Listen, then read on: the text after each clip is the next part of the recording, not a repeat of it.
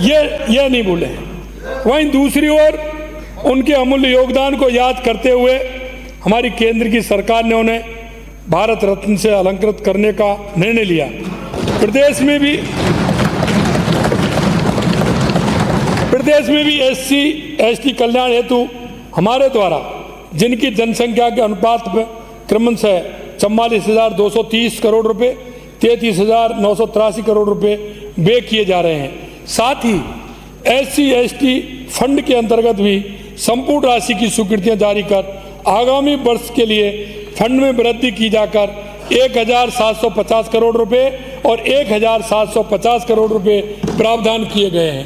दोनों में 1,750 करोड़ रुपए का प्रावधान किया है।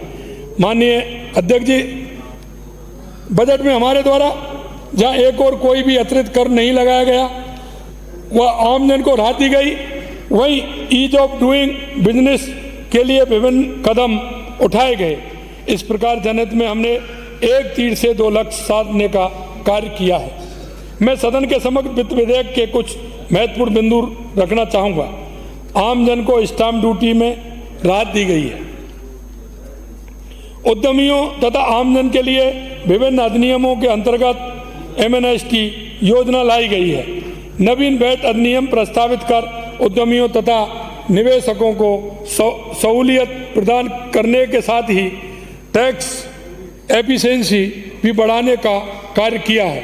हमारे द्वारा किए गए एफिशिएंट रेवेन्यू मोबिलाइजेशन के परिणाम स्वरूप राज्य की स्वयं की राजस्व प्राप्तियां कर एवं गैर कर राजस्व वर्ष 2023-24 की तुलना में वर्ष 2025-26 में 50% वृद्धि के साथ 1,69,627 करोड़ रुपए होनी अनुमानित है तथा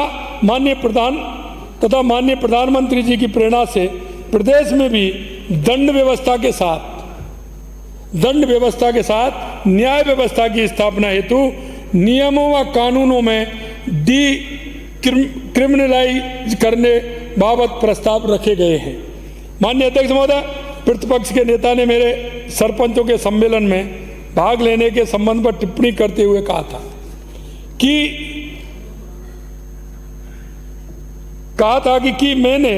मैं अपने आप को सरपंच ही मानने लगता हूं। मैं जब सरपंचों के कार्यक्रम में पहुंच जाता हूं तो मैं अपने आप को सरपंच ही मानने लगता हूं। आपने एक बात और कही थी कि आपने सरपंचों के सम्मेलन में कहा पैसा उड़ता है। मैंने ये कहा कि पैसा उड़ता है, पकड़ने वाला चाहिए। मैं आपको यही बात कहना चाहता हूं। आज भी आपके पास योजनाएं, कार्यक्रम हैं, नीति है। आज भी मैं कह सकता हूं कि पैसा उड़ रहा है, पकड़ने वाला चाहिए। और इसी पकड़ने में हम राजस्थान की जनता को जो विश्वास दिलाया है, देश के यशस्वी प्रधानमंत्री नरेंद्र मोदी जी के नेतृत्व में, उनको सपना पूरा करने के लिए पूरी तरह से तैयार है और वो हम कर रहे हैं। मुझे ये नहीं कर मुख्यमंत्री जैसा आचरण करना चाहिए। मैं यहां स्पष्ट करना चाहूंगा कि मैं एक आम आदमी और जनसेवक ही बना रहना चाहता हूं।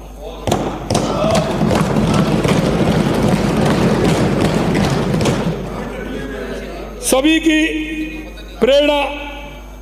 की प्रेरणा स्रोत श्रीमद् भागवत गीता के 3 अध्याय के 19वें श्लोक का मैं स्मरण करना चाहूंगा।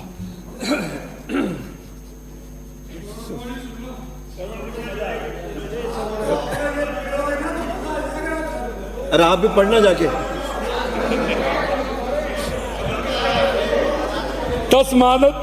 तस्मात् सक्तम सतत कार्य कर्म समाचार असक्तो है आर्यन कर्म परमानोति पुरुष है। अर्थात आसक्ति का परित्याग करके कर्तव्य समझकर कर्म करना चाहिए, क्योंकि फल की आसक्ति के बिना कर्म करने से व्यक्ति परम लक्ष्य को प्राप्त करता है। इसलिए मैं कहना चाहता हूँ कि जो भागवत गीता में ये 19वें श्लोक का स्मरण करना मैंने इसीलिए किया है कि आसक्ति का परित्याग करके कर्तव्य समझकर कर्म करना चाहिए, क्योंकि फल की आसक्ति किए बिना कर्म करने से व्यक्ति परम लक्ष्य को प्राप्त करता है। मैं और मेरे सभी साथी इसी भावना के साथ बिना स्वार्थ के निष्काम कर्म कर प्रदेश को विकास के पथ पर अग्रसर करने के लिए प्रतिबद्ध है।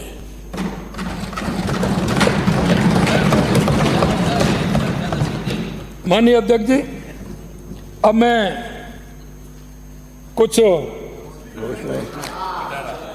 इसी का इंतजार कर रहे हैं।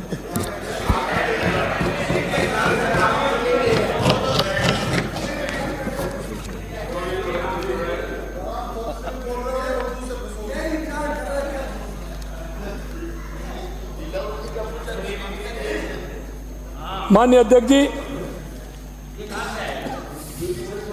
हमारे द्वारा बजट तथा बजट पर हुई चर्चा के अवसर पर की गई घोषणाओं की निरंतरता अब मैं जन आकांक्षाओं को ध्यान में रखते हुए कुछ और घोषणाएं सदन में करना चाहूँगा।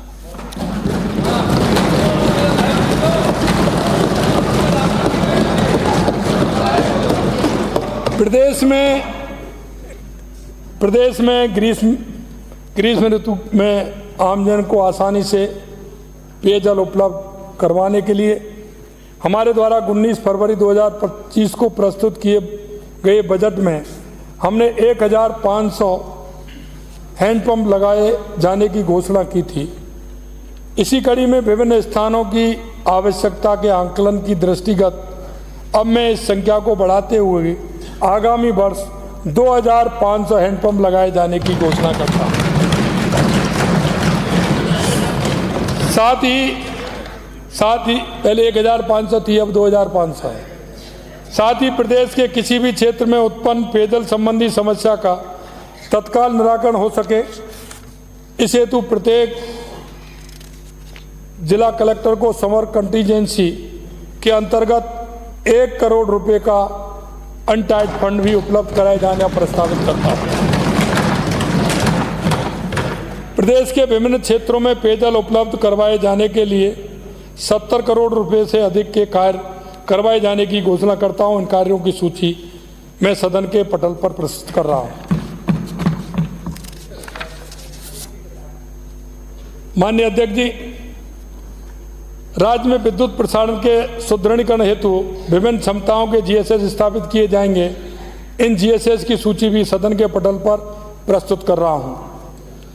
प्रदेश में सड़कों की स्थिति में सुधार हेतु हमने 19 फरवरी 2025 को बजट प्रस्तुत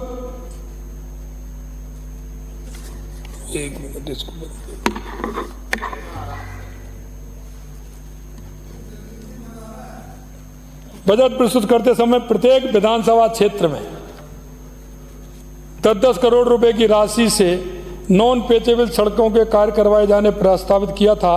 अब मैं माननीय सदस्यगणों के माध्यम से विभिन्न क्षेत्रों से आ रही मांग की दृष्टिगत प्रत्येक विधानसभा क्षेत्र के लिए प्रावित 10 करोड़ रुपए में से 5 करोड़ रुपए लागत तक के मिसिंग लिंक सड़कों के कार्य करवाए जाने की घोषणा भी करता हूँ।